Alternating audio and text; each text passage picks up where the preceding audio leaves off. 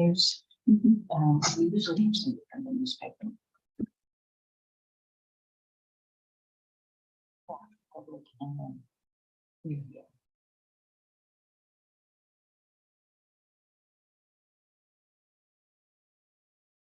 I think it's gonna do the meeting for the next time. It's gonna be an election school, so she's getting some instructions. Oh, yes. All the faith in the world. If you'll join me, Father God, we just come to you and we thank you and we praise you for how awesome you are and for your love, your unconditional love, your grace, and for just the hope that you are able to give each one of us in sometimes what may seem dark here on earth. And we just thank you for your presence and your encouragement. Lord, we just ask for you to be with us today, that you are with us at this meeting, that you guide and direct this board to do your will and make those decisions that best reflect the county and your presence. And Lord, we just thank you most importantly for your son and for the forgiveness and the ultimate gift that he gave us that day on the cross. And Father, we just thank you now for all your blessings, and we thank you for the rain that you're sending to our land. We just ask that you continue to bless and protect each one of us. And thank you for those that are here today. Keep everyone safe going back, and just protect each and every member of this county family. It's in your son's name we pray. Amen. I pledge allegiance To the flag of the United States of America and to the republic for which it stands, one nation under God, indivisible, liberty and justice for all. I salute the flag of the state of New Mexico, this symbol of perfect friendship among the United cultures.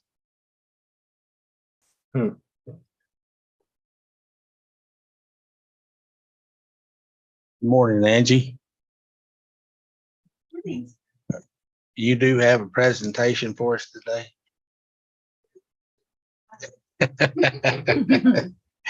Okay, let's move on. Item 1, approval of agenda. I move to approve the agenda as submitted. I'll second. Motion made and seconded. All in favor, say aye. Aye. Motion passes. First. Item 2, approval of minutes. Minutes of July the 11th. I move to approve the minutes. I'll second that. Motion made and seconded. All in favor, say aye. Aye. Motion passes. Approval of accounts payable and payroll.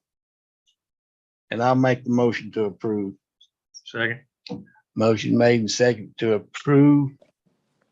Item 3, all in favor, say aye. Aye. Motion passes. Public request. You'd like to say something, young lady? I would like to ask some questions. Okay, Is that okay? as long as you don't expect any answers. Well, she can ask. Actually, she's part of the media, so I would say it'd be best to wait till the end, and that way y'all can answer her questions. Perfect, wonderful. Okay, moving on to elected officials, employee appreciation recognition, commissioners, treasurer's office and all that. So we're going to go with first employee appreciation recognition. And I need to see if any of them.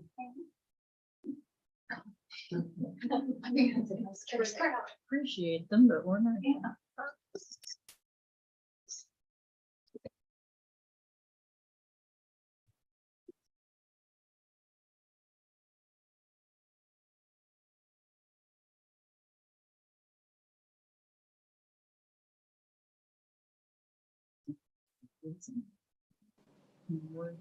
Mr. Chairman, Okay, so I do want to read off their names, Mr. Chair, if you're okay with that, because a lot of them, so Ms. Lauren Bagwell, she is at 1 year and she's upstairs doing the employee appreciation. Ms. Liliana Rivera, she's at 5 years and she is not in the office today, much needed vacation. We kicked her out for a day. So Nicholas Kipp is celebrating 1 year at detention And Dorothy Minor is celebrating 1 year at detention.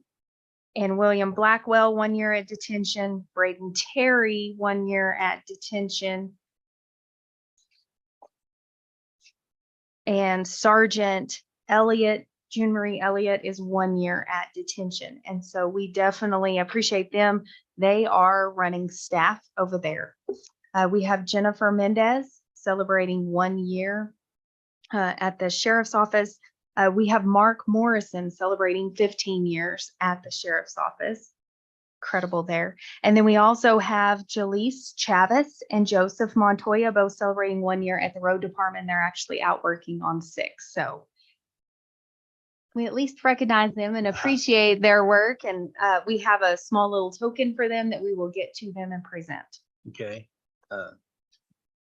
Myself, I wish they was here Mhm. so I could personally thank them for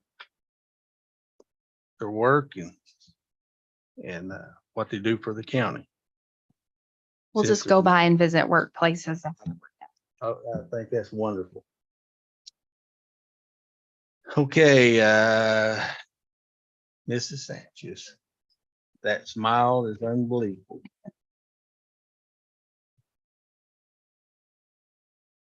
Good morning, Chair and Commissioners. This morning, I'd like to go over your cash balances for April. In your general fund, beginning cash, you had $2,019,210.75, and your ending cash was $1,572,135.07 for April. Does anyone have any questions on the April cash? No, ma'am. Okay, we're going to move on. And I also have May, doing a little bit of a catch up this month. I apologize. So for May, your beginning cash was $1,572,135.07. You had increases, debits of $2,344,953.10, and you had credits of $533,366.81, leaving May's ending cash at $3,383,721.36. Do we have any questions over those balances? No, ma'am. All right, very good. Any other questions of me? I think we're good. Okay, very good. Thank you. Thank you.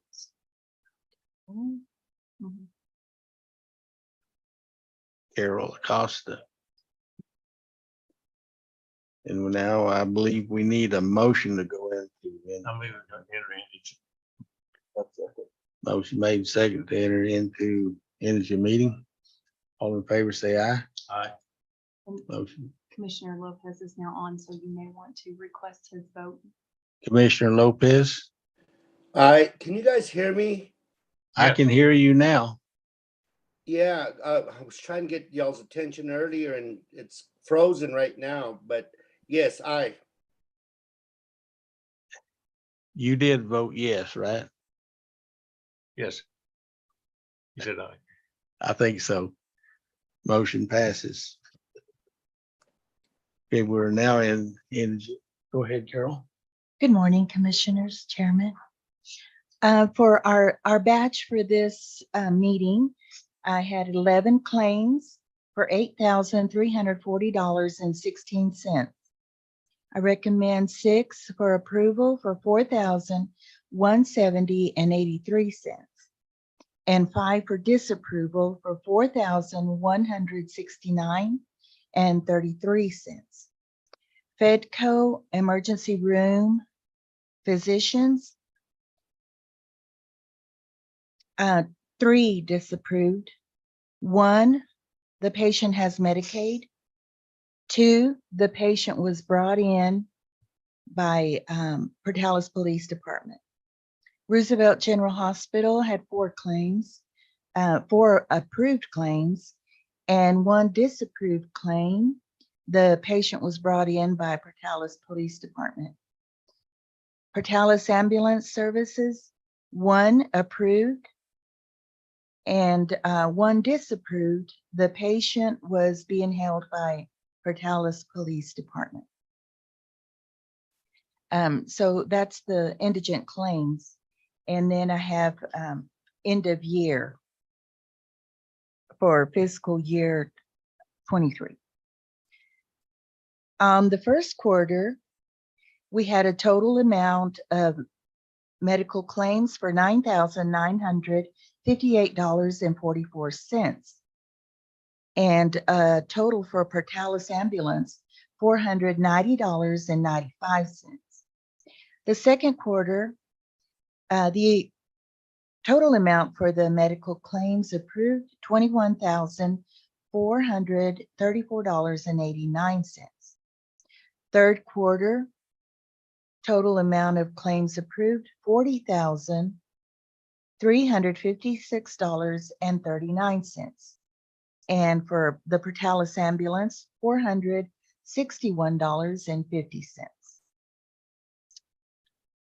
For the fourth quarter, total amount of medical claims approved, $13,544.64.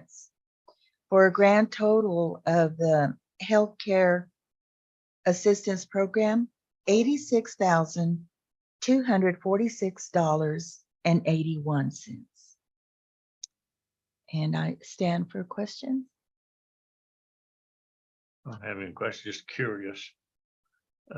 Your total quarterly claims run along like the first one was like 10,000, 21,000. The last one, 13,000, but the third one, January, March was 40,000, it doubled.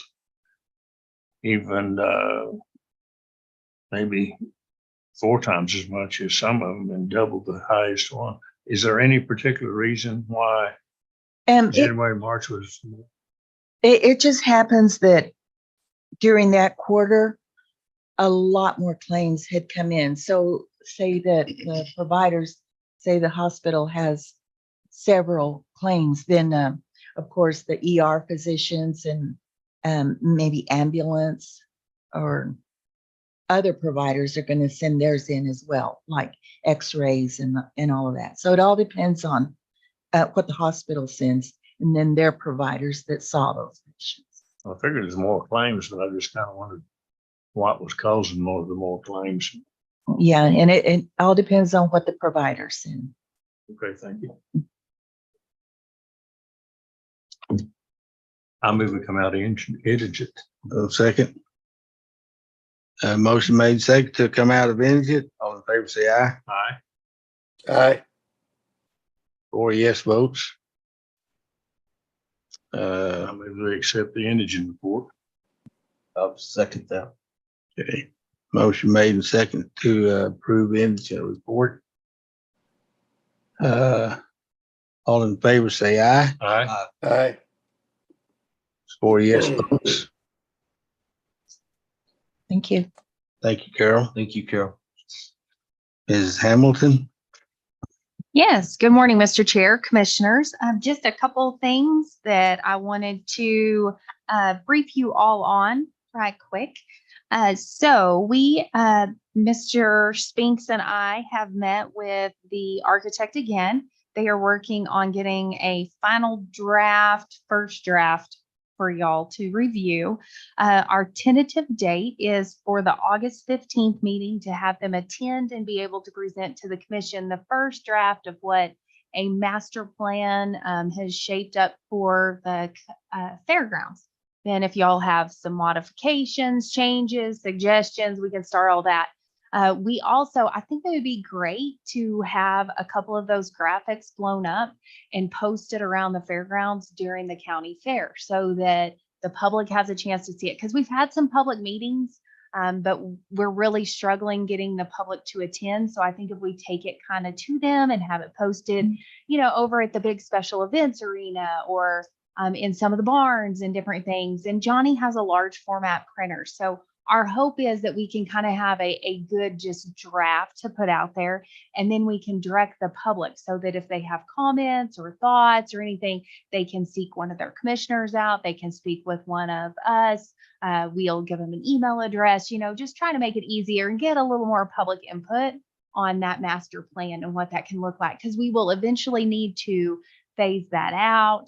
And that's something that the board will need to decide. But I know y'all like to hear from your residents and from the public. And so I think this will be a good way to kind of get that generated. So that's tentative right now, all hinging on the architect being able to get us a final plan. But Johnny was able to fly the drone over the fairgrounds just last week and get him a good new image of where some things are laid out, which helped because they just had a few lines that we needed to help clean up and everything. So that looks great.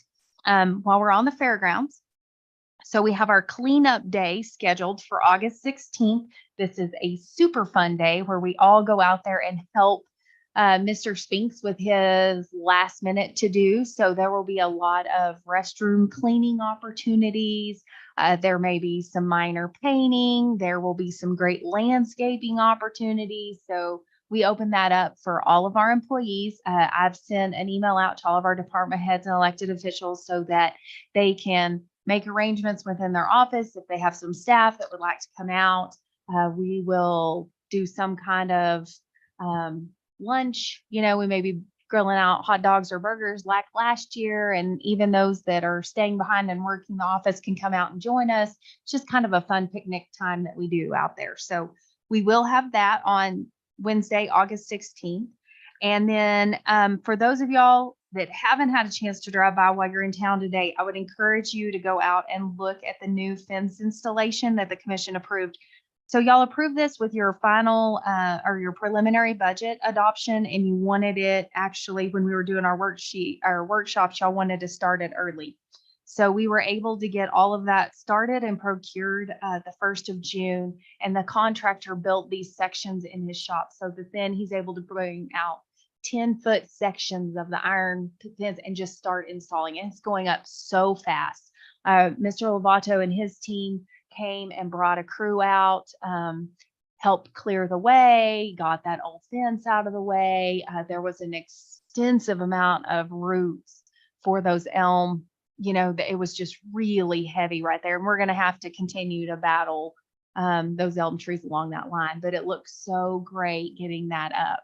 And then Mr. Spinks looked at a little change order and engulfing one additional. There's the little road that leads to nowhere in front of the Jake Lopez on the other side of the fence. And he just talked about if we take that fence out to the curb line with those trees, then we can add another row of parking for the Jake Lopez building, which is a great thing. Because as it works now, they can still park out in front of Extension, you know, for some of those larger events and such. But it gets more of that accessible parking up there by the building. And so it was a great change order.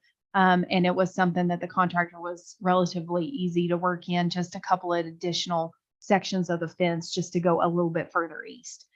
So they're going to have all that. The first phase will be done before the fair. So really excited to have a very welcoming section. You know, that fence, it was a big thing for this commission to get done. So it's progressing along nicely. I love it. It's wonderful to see it out there. So I think that takes care of the fairgrounds. Now we have our behavioral health facility. It's at the consortium and collaboration facility meeting. That's scheduled for August 2nd. It will start in Clovis at 11 a.m. Miss Burrows with the city of Clovis is working on the public notice. All of the governing boards from the 8 consortium groups are all going to be invited. It'll be a public meeting, but y'all are going to be talking about different options. You know, we have our initial $10 million funding for our behavioral health facility.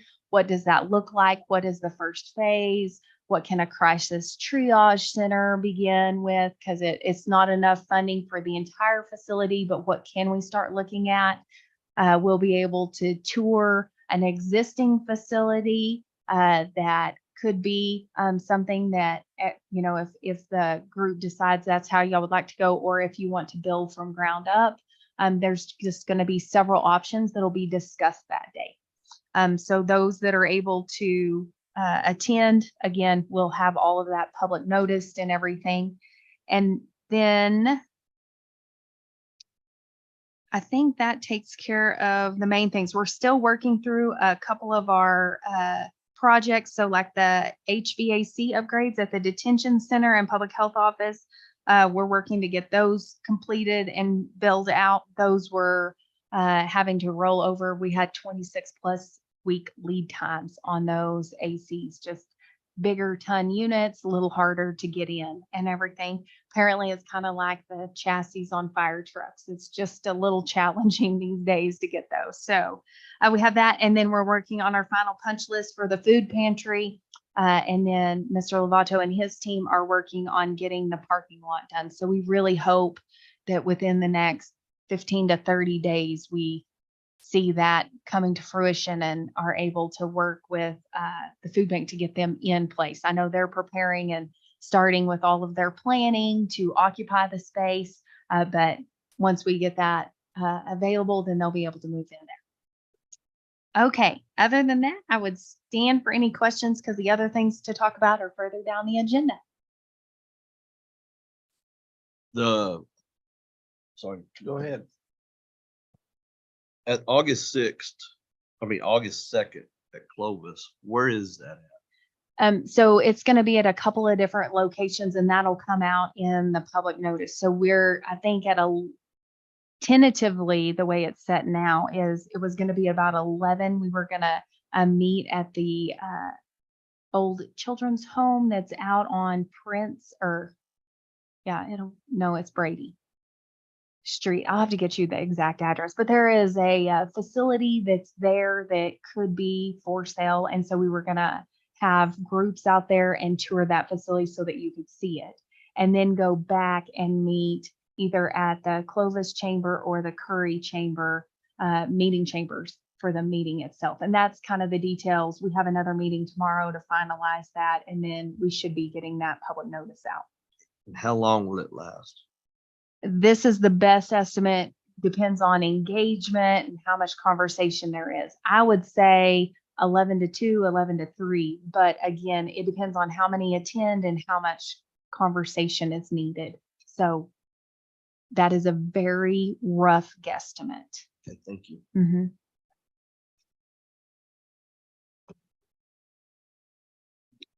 Okay, moving on. Mr. Savage, you have anything? I have none, Mr. Chairman. Mr. Criswell? I'm good. Okay. We're done with that. Mr. Lopez. Hi, Commissioners. Sorry I'm not there with you guys in person. But can you guys hear me okay? I hear you great. Yes, sir. Oh, awesome. No, my only update was I had spoken to Amber. Me and the city councilman, Jake Lopez, my father, went to the DOT hearing on Thursday and it went great. We got to meet with all the district engineers, with all, I think, 5 commissioners that are governor appointed and the cabinet secretary. And we gave our testimonial probably in front of like 300 people, and they're willing to continue to support Roosevelt County and city of Portales. So that's pretty much the only update that I had. Well, that's a good one, Dennis. We thank you. You're very welcome. Okay, new business. Presentation discussion of 2025-2029 drafted infrastructure capital improvement plan. Carol. Hello again. Okay, so it's time again for the Infrastructure Capital Improvement Plan, ICIP, for years FY 2025, 2029. The project summary is included in your packet. And for today, it's a draft of the projects that we have so far for your review. A final summary will be presented for your approval in the August meeting. The ICIP documents are due to DFA on August 18th. So a public meeting notice of ICIP public meetings was sent out informing the public 2 weeks before the first meeting. And that was held July 5th at 12 p.m., where 3 members of the public attended. The second meeting was held on July 7th at 5. And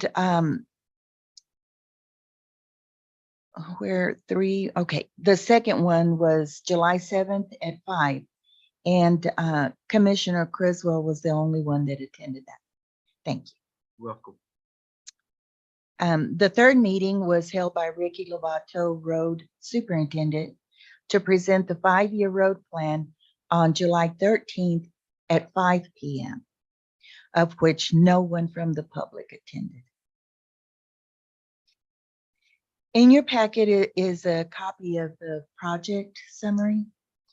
And for 2025, we have 14 projects listed, and the top 5. We have 5 projects for 2026, 3 projects for 2027, 1 road project for 2028, and 1 road project for 2029. When DFA updates the projects on ICIP for the following 5-year plan, the projects that were not fulfilled will automatically move to the next year.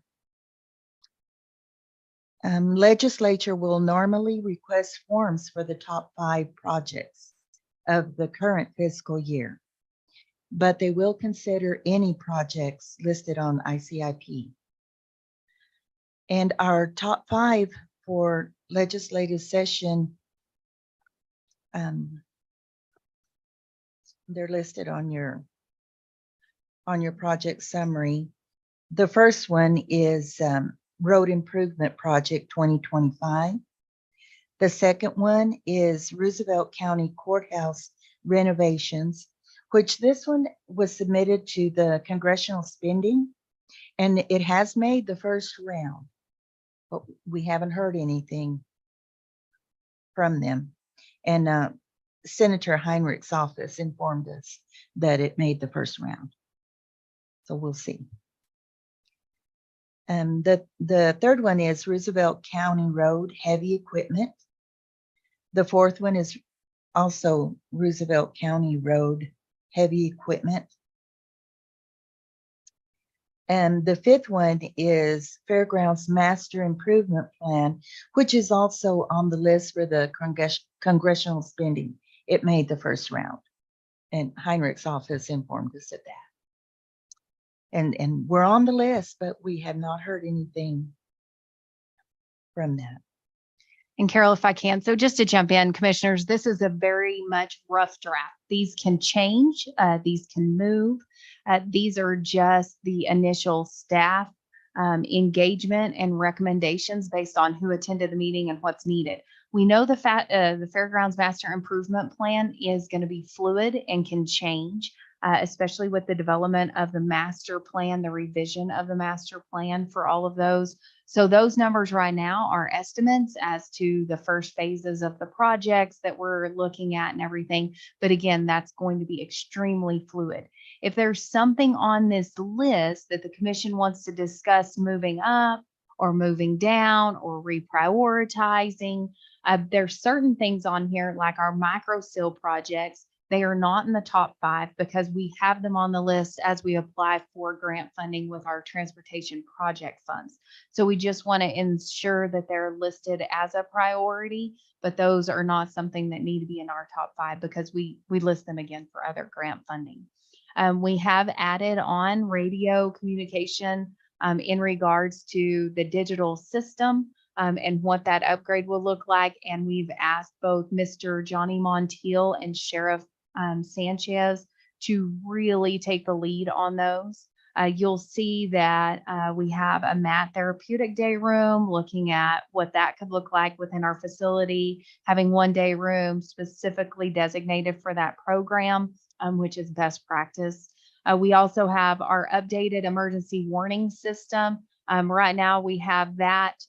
There's a total of 7 or 8 additional notification towers that they want to look at putting, Mr. Montiel, around the city of Portales to make sure that those notifications go out further in heavily populated areas where they don't necessarily hear those warnings, like in the Chalk Hill area and some of those different ones. And then also putting in an upgraded system to where you have automatic notifications in the rural villages of Elida, Dora, Floyd, and Causey.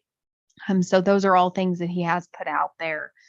These again, we typically don't list, or we don't expect funding for all of these. You'll see that our regional behavioral health facility is also on the list. Y'all may want to move it up higher, or you may want to leave it where it's at. We've tried to identify some additional things. We're working on solar energy transitions. We've got a lot of great rooftops out at the fairgrounds that could provide for that, as well as the detention center, but we're in our early exploration for grant funding and everything. And so there's a lot of those that we just identified as projects that we're working on.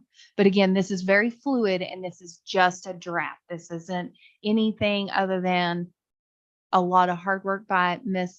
Flores to get it to this point, and then y'all can modify this as you would like. Let me see if I can get it a little bit bigger. And your 5-year road plan, of course, is on here. Those are all 5 of those years are allocated. Mr. Chair, I have a question. Okay. Carol, I've got a couple questions. You said that the courthouse renovations and the fairgrounds improvement deals have made it through the first phase through Heinrichs. What are Actually, it was the courthouse. Oh, I made a mistake on that. The fairgrounds was, we applied for that through Lujan's office, and we haven't heard anything on that one. I'm sorry. Actually, the second one from Heinrich's office is the detention center, electrical and plumbing. Oh, okay. Yeah. So what is the process like going through Hendricks? You know, he said they made it through the first phase. Is there several phases it has to go through in order to maybe try to get a little funding for it? You know, can you? So on these, we applied through Heinrich's office, and then it goes through a subcommittee on the agricultural rural development up in Washington. And so they go over the projects, and then they pick which ones they're gonna look at. What are the chances of maybe getting a little? Well, funding? we did get one through USDA for the Arch fire truck. Good. And so I believe there's a second phase, and that's where the fire truck came in and they picked Approved. that one for us. And Commissioner, each one goes to different things. So like the fire truck went through USDA, but then like the fairgrounds is going through the agricultural. So there's subcommittees that handle, and depending on what the applications are. And we've talked about this in past commission meetings, you know, trying to bring up like, hey, the congressional district spending is up. We're trying to hit these big projects because we're really struggling. The courthouse has been one of those trying to get capital outlay funds. We have got to get this brick repointed. Like we have got to get a good moisture barrier in place. And it's going to be something that ultimately, if we can't find grant funding for, then you're going to see me come back to y'all and ask for probably close to $500,000 so that we can start this project. Because again, it's all about taking care of those assets that we have. So we're trying to hit those, but it is a multi-layer process and it takes quite a long period of time. I would guess about 18 months is what we are looking at with this Arch fire truck. And then even then, we just got final agreements and are looking at different things as we work through the process. And the lead time on those units, as y'all are very well aware, is quite a while. And so just trying to find something that can be procured within that time frame. That's what we're looking at now. And then my next question is, the radio communication digital system. What's the chances of getting some of this broadband money that the governor is spending around the state to cover something like that? Would that qualify for something under that broadband money or not? You know, At this point, not that we have been aware of, because the broadband system is more about getting the services out to the rural areas so that they can have the internet. But this digital stuff is something that Mr. Montiel is looking at in regards to the digital radio conversion from analog, and how that's going to impact everyone, because it also is going to have an impact. We have to make sure that whoever is providing those dispatch services can work with the radios that we have. The sheriff's office has for several years installed new analog that have digital capability with the flip of a switch and some programming. So we're really trying to continue to plan ahead. But we continue to explore every grant option we can find. It's just some of this you're going to have out of pocket costs for. well, I was just wondering, I knew that the governor's spending a lot of money for broadband. And I didn't know if this might help, especially since we're doing it, going to that, getting out of the analog and going to that others and working towards, that way we could join Lee County later on. And so I didn't know if we might, if that, some of that broadband money might be used for something like this. Or not. I just didn't know. I can research that. I did get a list of funding that's out from Heinrich's office yesterday. So I'll look at that and see what qualifies. All right, I was just curious. All right. Thank you, Carol, for what You you're bet. doing. Appreciate it. Thank you, Carol. Did y'all have any changes? Y'all want to see any shifts, any modifications, any thoughts? I didn't. I looked down the list, but I didn't see anything. It'd be changed. I'm good. Okay, We're good. thank you. Thank you. Okay, item 7. Resolutions, ordinances, and proclamations. 7A, consider resolution 2023-32, Roosevelt County Healthcare Assistance Policy. Carol, again. Get your exercise Hello. today. Okay, so we're requesting an approval for resolution 2023-32, updating the healthcare program policy.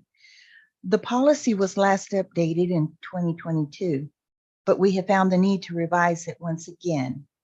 And in your packet is the HCAP policy.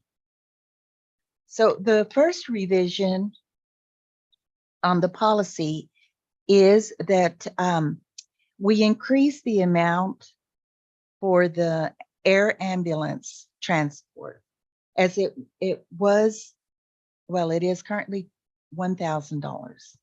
And so we increased it to either pay Medicaid rates or $2,000, whichever is less. Okay, and the second revision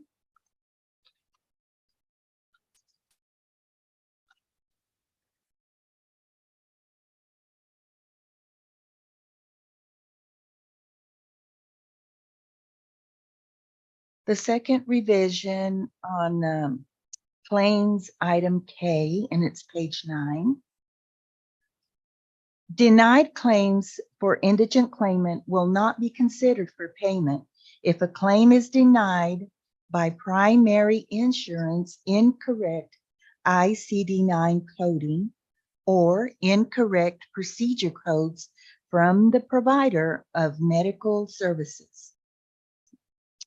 Claims board, which is you, will not consider payment as a secondary insurance of any one primary insurance unless primary denial is coded for incarceration at Roosevelt County Detention Center. Do you have any questions on I don't on that think so. one? Okay. And so we'll go to the third The third revision is on page 11. And on this one, the indigent burial has increased from $600 for cremation, burial, or for opening and closing of the grave, from $600 to $1,000. And that's through statute, state statute. On the statute, it's chapter 24, article 13, section 3, NMSA 1978. And this amendment came into effect July 1st, where it reads, the burial or cremation expenses may be paid by the county out of the general fund or the healthcare assistance fund in the amount of $1,000, which it went up from $600, for the burial or cremation of the unclaimed decedent. I stand for questions. I don't believe there is any. Mr. Chairman, I move for the adoption of 7A, the adopt resolution 2023-32 Roosevelt County Healthcare Assistance Policy. I second that. Motion has been made and seconded to approve 7A. Roy Lee, how do you vote? Yes. Yes. Yes. Mr. Lopez, Yes. Dennis Lopez. Yes. Can you hear me? I did then. Thank you. 4 yes votes. Thank you. Consider 7B, consideration of resolution 2023-33, fourth quarter, part 2, final budget adjustments. Mrs. Hamilton. Yes, good morning again, Mr. Chair, Commissioners. So included in your meeting packet was the final fourth quarter budget adjustment. And it was part 2. And just a few of the highlights for that. For our food pantry, we are still waiting on reimbursement. So you'll see that there was a transfer of $48,500 to cover the cash deficit until that is received in fiscal year 24, and we will account for that accordingly with our auditors and in our financials. We also saw an increase in our budget for the hospital gross receipts tax that we collect and distribute for them of just over $64,000.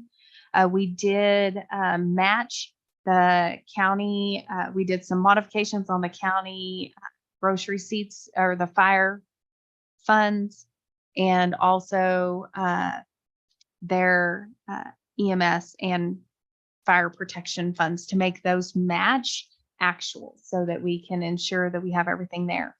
We did also gain some additional funds in the opioid settlement. So that specific account, which is created separately, is at $68,000 with an addition of the $8,500 that we've received.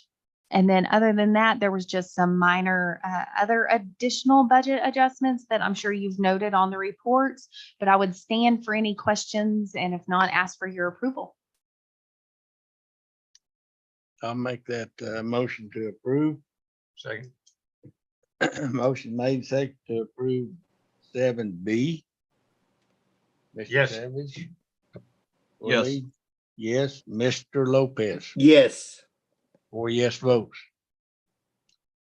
7C, consideration resolution 2023-34, fiscal year fourth quarter final report. Mrs. Hamilton.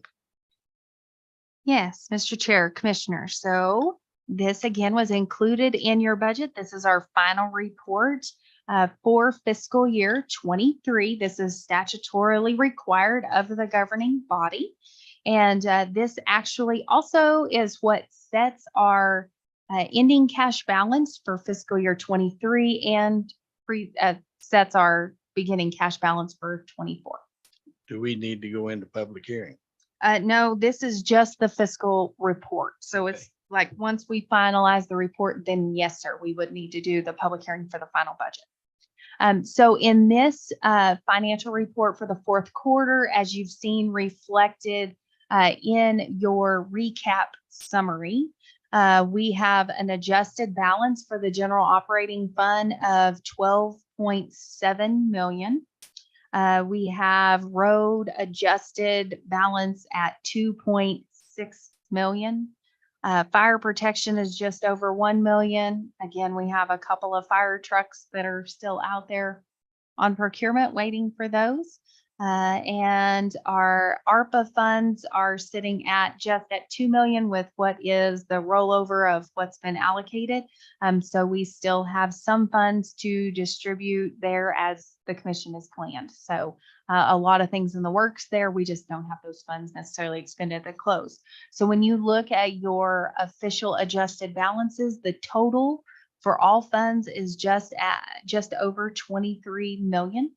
Your total revenues this year were 24.476 million, and your total expenditures were 19.78 million.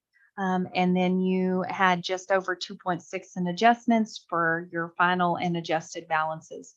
Your reserves that are noted are what is statutorily required for each of those specific funds, as those reserves, as you're familiar with, are required in the general operating and the road. Everything is positive. Everyone stayed within their budgets and operated accordingly. And we would just ask for your approval, and I would stand for any questions.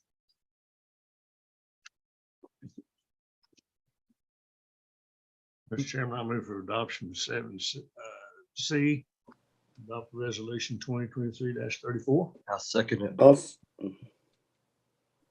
Motion has been made to approve 7C. Mr. Lopez, how do you vote? Yes. Yes. Yes, Yes. 4 yes votes. Thank you. And now we need to go into public hearing. I'll make that motion. Second. Motion has been made and seconded to go into public hearing. Mr. Lopez, how do you vote? Yes. Yes. Yes. Yes, 4 yes votes. And we are very honored to have Mr. Stuart Ingram drop in on us today. Well, I didn't realize you were having a meeting. Pretty important meeting. Tuesdays. You told me, Bert, so.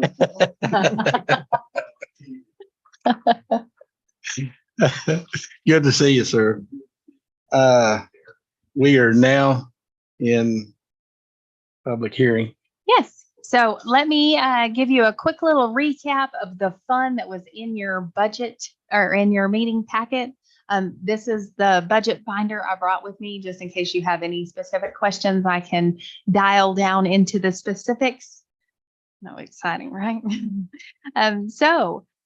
Just to highlight, so the state of New Mexico, again, did not implement increases to our insurance premiums, which we all know, anticipate, and expect.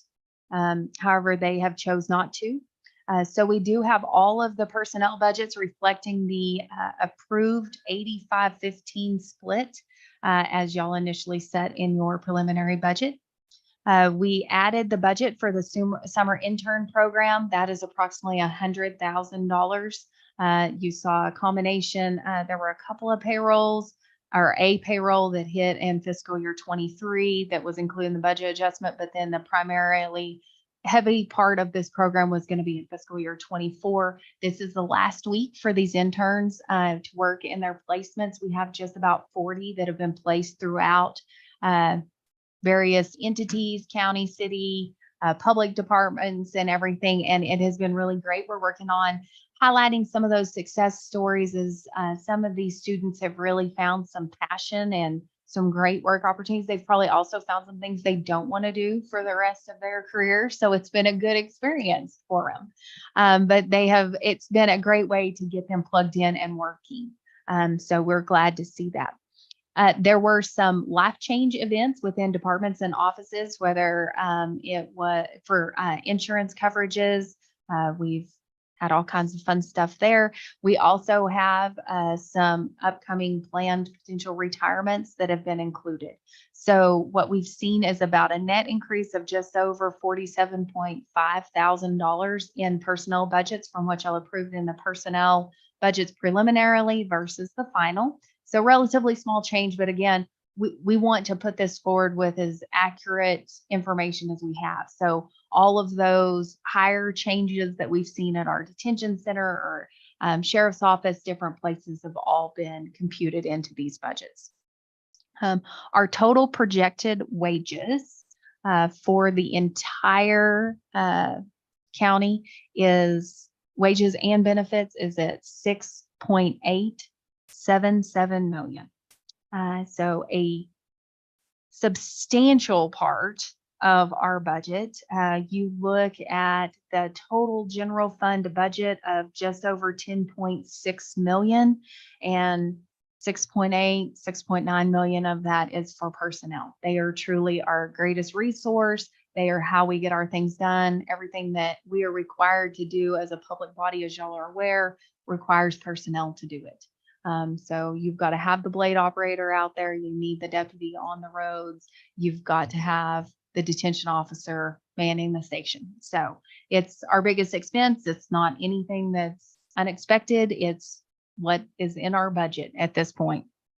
It is. So specifically in our revenues, we did, I do want to show y'all a few of the updated slides that are also in your budget binders, and you all have your budget binders that are updated to take with you.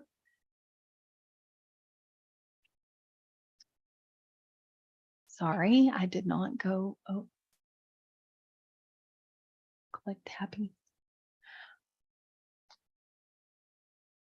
Okay, so I made these pretty little updated slides for us to be able to look at. So what we have seen is we have seen the growth in the property tax collection, and that in large part was due to the substantial increase in land valuation, of course, with the additional build out of the wind farms and such. But we are also starting to see that the depreciation is kicking in on those. So based on what our assessor is sharing and everything, it is one of those that we're having to watch closely. We will not continue to see this growth trend necessarily. We're also seeing a significant transition in the agricultural community, as y'all are all aware. So with the obvious lack of water and the struggles with water that we're facing, we do not have the same agricultural elements within our county that we once did. We don't have the farming. We don't have the dryland farming. We don't have the irrigated. Our crop rotations have changed. It's just really been a significant shift. We're also closely watching the dairy industry because we've seen numerous dairies close, sell. They're moving out with the water situation. Again, this isn't something that can be long-term sustained necessarily for each one of them. They're content, where everyone's placed, they're considering their own. So we're watching the movement within that industry very carefully. So we are cautiously optimistic. The positive thing, as you can see, is that we have under budgeted our revenues based on historical performance. So we're very cautious. We don't want to jump up there and put our revenues at a level that we cannot sustain. So what we did see was a net positive change of about 175,000 due to projected property tax and gross receipts tax collections. And again, this is based on fiscal year 23 performance. So here's our property tax revenues with what's projected and what has been collected through 23. And then this next slide down here that I have for y'all, again, you'll recognize this because we went over this in the budget workshops, but this is an update for our 5-year collections and the budget versus the actuals of our gross receipts tax and where we're looking at. And with gross receipts tax, due to the volatility just in nature of that budget these are the ones that we really look at that 5-year collection and long-term average and such too. Because again, we want to be very cautious that we do not over budget for where we're at, and that we continue to be conservative in each one of those that we set forward. Next revenue down here, again, just to touch on, we showed the historical trend of the small counties assistance distribution and the equalization. And there is this anomaly, which was directly tied. It's a statutorily determined distribution rate, and it's based on gross receipts tax. And this had that impact from the Sagamore wind farm development that greatly decreased that 1-year distribution. So you can see the trend has returned once that project was completed. But again, it's very important to monitor these trend lines and track all of these historical things. And then this is one of the larger concerns that we're always dealing with. Your detention center budget is over $4 million. And again, it's a substantial part of your general fund budget. And we obviously are not being reimbursed at an equitable rate from the state level. This is something that New Mexico Counties is aware of. We've been working on, we'll continue to work on. Some of that, y'all set in motion with billing for services and such. But we continue to monitor this detention center distribution. There is a statutory allotment. At this point, I believe we're at the 5 million and restored back to the 5 million, but it needs to be much more in line with the 7 to 8 million. So you'll see this as a continued priority. It was a priority for the last several years. It will continue to be a priority for New Mexico counties and one of their legislative pushes. So all of that is basically just highlighting those changes of your revenue. And then we have your budget recap up here so that you can see where everything's at with your adjusted balances. Your beginning cash, again, ties to your fourth quarter final budget report. And we did have a few other projects, like for fiscal year 23, that were not completed, like the fencing, the HVAC, equipment that we've ordered and things that will roll over. We saw an increase of approximately $10,000 for the new medical contract for the gross receipts tax that we didn't include in the preliminary budget when we were just estimating what we could be looking at. We've included our fiscal year 24 local government road fund awards that we did not have notification for at the beginning of at the time we compiled the preliminary budget. We also had some rollover with CAPS and TPF as we're waiting to complete those projects. We had modified budget to reflect the actual grant award there in the corrections fund. And then we also had to eliminate the court fees that the state legislature decided to eliminate. So that will decrease our revenues in our corrections fund about $40,000 annually. Which again is another hit for our corrections and detention center. In our American Recovery Funds, we have fiscal year 23 projects that were not completed, like our HVAC upgrades. The Sheriff's Office is finalizing their evidence garage remodel and various equipment, radios and such that were ordered and not yet received. And the Senior Center. So in our preliminary budget, we didn't know if we'd have all of our work done at the in the Senior Center Fund, which is the health center where La Casa is at. But all of those were completed by June 30th. So you'll see that that was adjusted in your final budget as well. And then I had highlighted in the fourth quarter report some of the changes in our volunteer fire department. So Arch has received 2 funding opportunities for fire truck, 1 state and 1 federal. We're working through the paperwork process and we're having to find a truck that we can take delivery of by June of 24 for the state funding that we received for capital outlay from the governor's office, because that was a reallocation and we only had 2 years to distribute. We didn't receive the contract until December. We couldn't get bids from vendors. I think the chief finally finished that just even the last week. So we're trying to see what we can work with and get in place for them. Both EMS programs received a bit more money. I think it's about $100 for mill and sand and $100 for Arch and about $300 for mill and sand. So those were adjusted. And all of those state fire and EMS are closely monitored statutorily as to what's allowed and not. So we work very closely with all of our volunteer, both departments. Arch EMS is going to use their funds specifically for a life pack that they need. So that was adjusted within your final budget. And the mill and sand fire truck, that feel like a broken record on this one. It was ordered in fiscal year 21. It is still not in, so it has been rolled to fiscal year 24. But we feel really good that we're going to actually get to see this truck in this fiscal year. And I have no doubt it'll come for show and tell when they finally receive this fire truck. So we're really excited about that. And then they also received approval from the state fire marshal to purchase a new rescue truck. And so that is reflected in here. In our grants, we've rolled over about 89,000 in grant funding from the Sentencing Commission and Administrative Office of the Courts. We're doing a variety of trainings. We just completed a CIT training for law enforcement. They asked for a basic and an advanced. We have an advanced scheduled, I believe, in September. And then I also have a couple of classes scheduled in August for a lot of our first responders, dispatchers, what our team has requested. And so we're working on those grants. And we have heard initially that we should expect to receive potentially some RAID grant funding for tire abatement days. Super exciting, but we haven't received our final award. So that'll be a budget adjustment, and hopefully.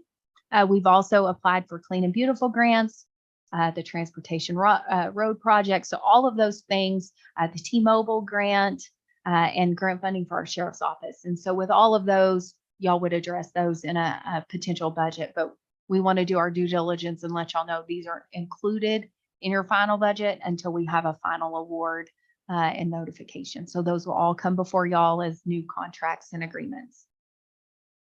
And the end, I would stand for any questions, as I feel like we've been living in budget mode for several months. Our department heads and elected officials have been great.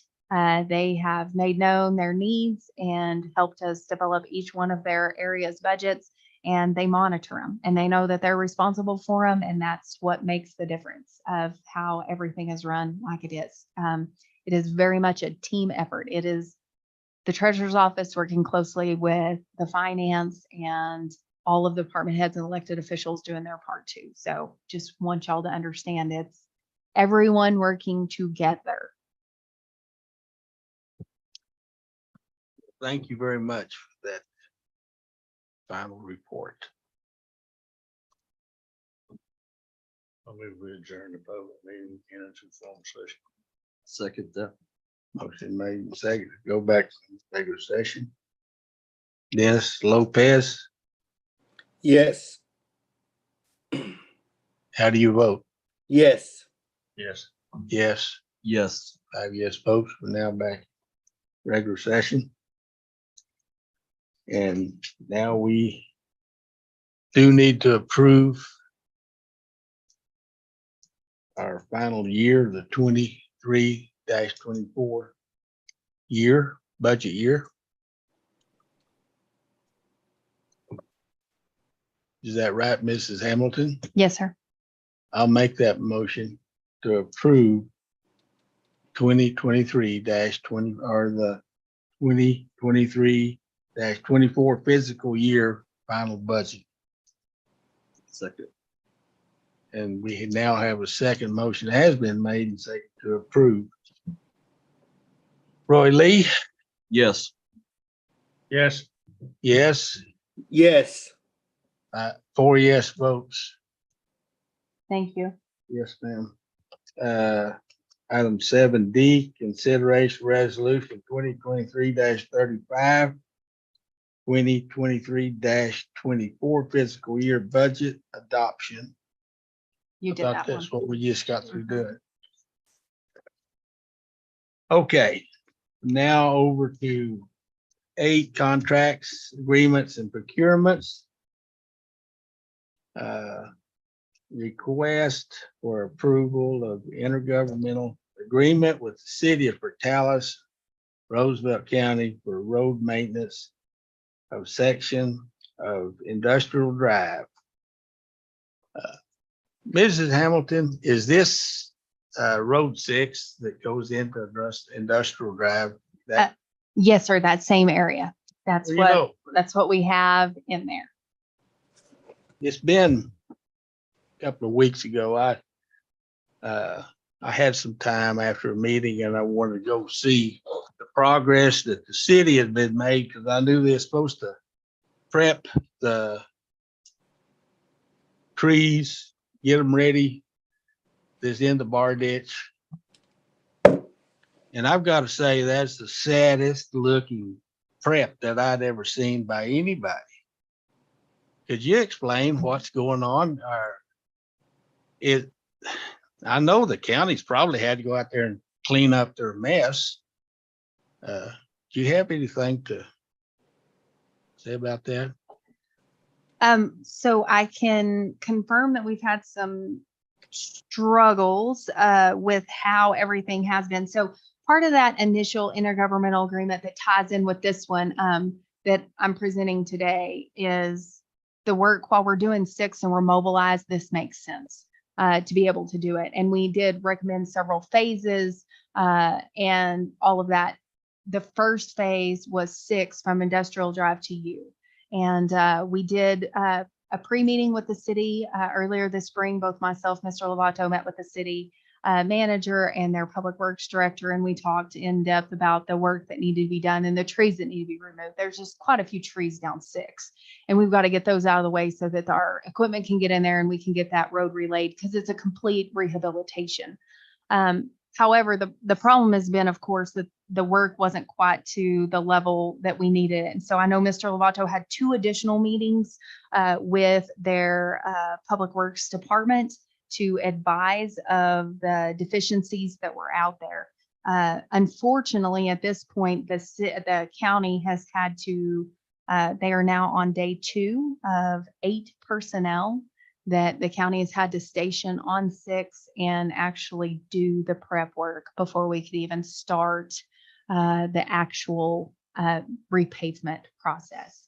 So it is something that is very frustrating, obviously, because it's delayed the work, and we have several projects that are tied to this. So we have 6 coordinated at the same time when we're chip sealing. When we place those oil orders, we have Highland prepped that we're chip sealing out there in that little subdivision. So everything ties together. And then we have to have this work done so that we can bring in our next contractor to do the micro seal. So everything's very much phased.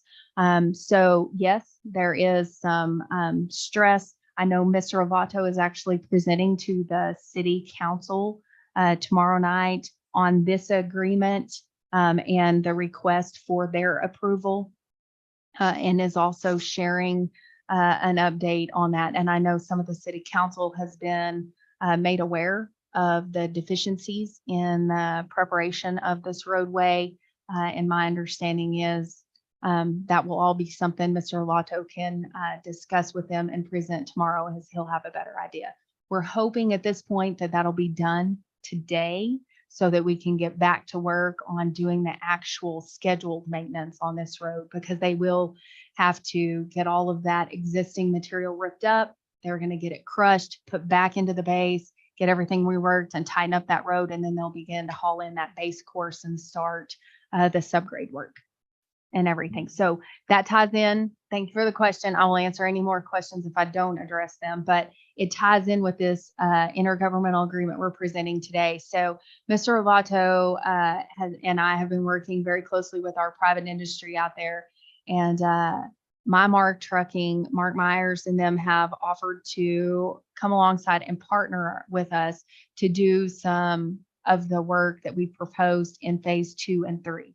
We initially proposed concrete to be out there, but we don't have the budget for that. The city did not have the funds. They did not allocate funds for that, for those projects. They're still exploring grants and legislative funding, all that other stuff. But in the meantime, the industries that are out there need these roadways, these sections of roadways repaired as they're creating substantial hazards for their fleet operation. So they have offered to partner with us and provide the materials. As you will see, it's estimated at about 57,000, just shy of 57,000 in materials. for this section. So we want to, Mr. Vato has it scoped out, planned out. It was attached in the estimate. But basically the total project is about 77,250. Again, that's estimated. We're going to do industrial drive about 600 feet. It's going to be 3 inches of base course, 2 pins of chip seal, 1 pin of micro seal. And this is all south from the intersection, in front of those main entrances into the DFA plant so that we can get that addressed. Then from the intersection of 6 north, we're going to go approximately 560 feet. And that's going to include patching, 1 pin of chip seal overlay, and 1 pin of micro seal, because that road surface is actually in better shape. There's some actual foundation to that one. So we were very specific in what it's going to do. We're going to follow the existing curb and gutter that's out there in those places. We are going to try to get some of that work done on the watershed that we've talked about to the city, so that we can make sure that that water flows like it's supposed to and gets out of there, to maintain those areas. And we're dealing with that as it comes down 6 as well. That's why you see 3 inches of base course instead of 6, because we want to make sure that we can keep that water flowing and that we have a crown that we need to work with that curb and gutter that's out there. So again, the total project cost is about 77,250. We're projecting labor and equipment costs to the county of just over or about $20,900. And Mymar Trucking is going to contribute $56,350 plus GRT and funding for the cost and delivery of materials. We're asking the city to give us permission for this work to be done so that we can do that while we're mobilized with the repairs that and the rehab that we're currently doing on 6. And that's what's presented before y'all today. Chair, Sir. I've got a question. Since the county is having to go in there and do additional prep for the city, Right. being we're in the middle of the city negotiations, how much extra money is this costing the county to go in there and do this additional prep for the city? That, you know, are we keeping up with the cost so that We'll be able to, we know which 8 people are out there, so we'll be able to give you an accurate detail of that, as well as the use of the equipment that it's requiring. So yes, sir, we will know. I think we need to know that in the future. So, Yes, sir, we're tracking it. thank you. Mhm. Mr. Chairman, I think Commissioner Crystal, I was thinking the same thing. Do I have a motion on this? Do we have a motion? I move to adoption of 8A. I'll second. Motion has been made to approve 8A. Mr. Criswell, Yes, yes. Yes. Mr. Lopez, yes, I wanted discussion, but I don't think you guys could hear me. So I'll just get with Amber on this issue and we can relay messages to you guys at a later time. thank you, sir. 4 yes votes. 8B, request for approval of intergovernmental agreement with the State of New Mexico Department of Finance and Administration Fund 23-CH 9262 appropriation project for $100,000 for the Roosevelt County Road. Yes, sir. So this is junior bill money that we received from Representative Reed.